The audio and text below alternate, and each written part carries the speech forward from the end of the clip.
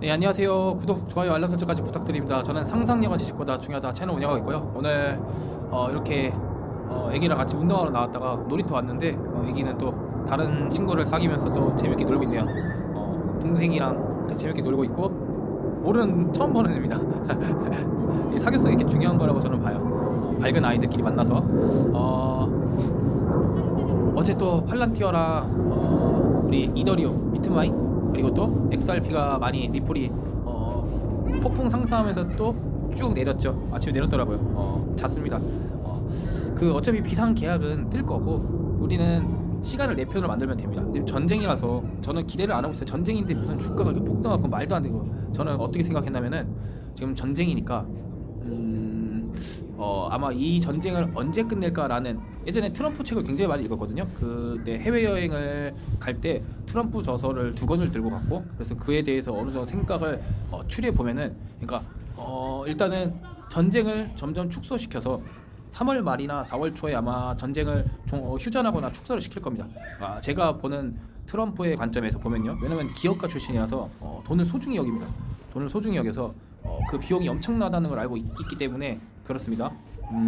그리고 두 번째는 중국과의 관세를 거의 철폐를 시키지 않을까 싶어요. 축소를 시킨다던가. 그리고 세 번째는 이제 금리 인하를 들어가는 겁니다. 금리 인하, 요번에 금리 인하를 하고 그다음에 5월 달에 바뀌고 또 금리 인하를 하고 그렇게 진행이 되지 않을까. 그래서 주가 부양을 시켜서 11월 달에 빵 터뜨리지 않을까. 시간은 우리 편이고 어떻게 하느냐에 따라 다른 거죠. 저는 그렇게 생각합니다. 저희 나라의 패시브 인컴이라고 하죠. 패시브 인컴, 이게 되게 중요한데, 액티브 인컴이라고 해서 우리가 노동으로만 일하는 거 있잖아요. 그게 이제 한계가 있어요. 한계. 만약에 노동으로만 일하면은 우리가 이제 나이가 90이 넘어가, 그러면은 그때도 일할 거야. 그러니까 내가 나이가 70, 80이 넘어가는 순간 배당 소득하고 임대 소득하고 주가 이익 소득, 이런 연금 소득이 없으면은 안 된다는 거죠. 그러니까 그거를 불로소득이라고 해서 나쁘게 말해버리면은 그 나라는 병들고 안 좋은 나라게 되는 거죠. 당연한 거 아닌가. 젊을 때는 노동소득으로 해서 점점 자산을 사서 나이가 들면은 내가 이제 자산에서 나오는 패시브 인컴에서 나오는 소득으로 살아야 되는데 저희 나라는 정말 잘못됐죠. 바로 이제 사교육이 제일 큽니다.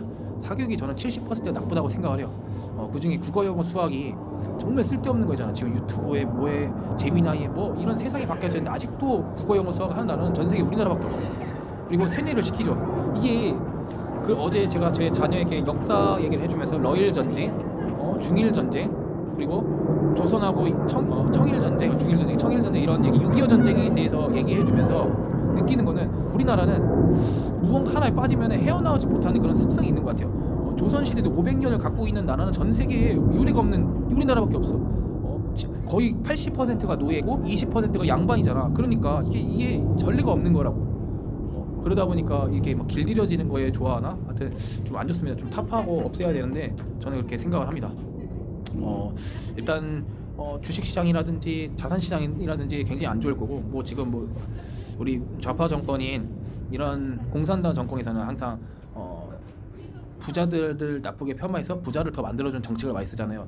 지금 이제 부동산 정책을 이렇게 쓰는데 단기적으로 5월 9일까지는 좋을 겁니다.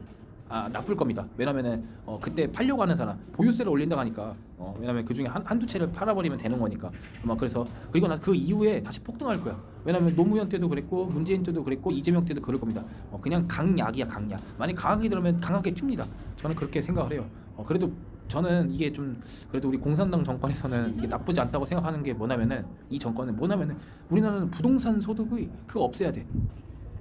그러니까 미국이랑 우리나라랑 다른 점이 뭐냐면, 우리나라도 경제 7위, 경제 10위 국가인데 국가는 잘 사는데 개인은 잘 못 살잖아. 그 이유가 뭘까라는 생각을 유심히 해봐야 되는 거야. 미국은 내가 일하면은 그 모든 그 중에 10%는 자동으로 주식에 투자를 합니다. 그래서 30년 후에 100만 장자리 많은 거야. 나이가 60이 넘었는데 돈이 너무 많은 거야. 그러다 보니까 미국 어떻게 300만 원 벌면 300만 다 써버리는 거야. 그냥 소비 민족이라는 게 바로 거기에 나오는 거야. 왜냐, 노후 준비가 끝났거든. 걔네들은 다 주식에 투자에 되어 있으니까. 그렇게 금융소득으로 바꿔야 되는데 우리나라는 부동산 소득이 일하지 않는, 그냥 가만히 있는 벽돌 같은 게 있으니까 나이가 들면 일하지 못해. 근데 부동산 딱 한 채밖에 없어. 이게 안 좋게 돼버리는 거거든요. 저는 이렇게 좀 생각을 합니다. 그러다 보니까 자살도 많이 하는 거고, 일자리도 부족한 거고 그렇게 좀 그렇습니다. 그러니까 여러분들도 이런 투자나 이런 방향에 대해서 잘 하시고 저는 제 유튜브로 보시는 중에 50대 60대들이 가장 많잖아요. 늦지 않았어요. 늦지 않았어요. 어차피 우리 110세 세대야. 110세까지 살 건데 우리가 80에서도 돈이 없고 90에서 돈이 없고 100세에 돈이 없으면 그거 오래 사는 거는 그게 이제 축복이 아니라 지옥이 되는 경우가 굉장히 많습니다. 돈을 소중히 여기고 아름답게 여기시고 그러셔야 됩니다. 일론 머스크도 항상 얘기하죠. 우리나라는 인구가 소멸될 거라고. 근데 저는 오히려 많이 아기를 낳고 싶거든요. 그러니까 아기를 많이 낳고 싶은데 참 그런 나라가 돼야 되는데 부강한 나라가 돼야 되는데 국민도 잘 살고 국가가 더 부강한 나라가 저는 그렇게 생각. 그 중에 이제 사교육을 없애는 게 가장 큰 저의 목표인데 제가 좀 더 커서 사교육에 타파할 수 있는 그런 사람이 되도록 하겠습니다. 사교육 그리고 부자처럼 보이는 라이프 스타일 허세 부리는 사람도 너무 많아요. 요즘 카푸어들만 없어졌는데 그리고 외제차 사는 사람들 쓸데없이 그런 사람들만 없어진다면 저희 나라 참 좋을 텐데 그렇게 생각합니다. 아이고 네. 오늘 영상은 이렇게 마무리를 하도록 하고요. 아마 월요일 다음 주에는 그래도 시장이 좀 오르락 내리락 하면서 오는 거예요. 우리는 이 아래를 맞추지 않으려고 하는 거니까 파이팅 하시고요. 네.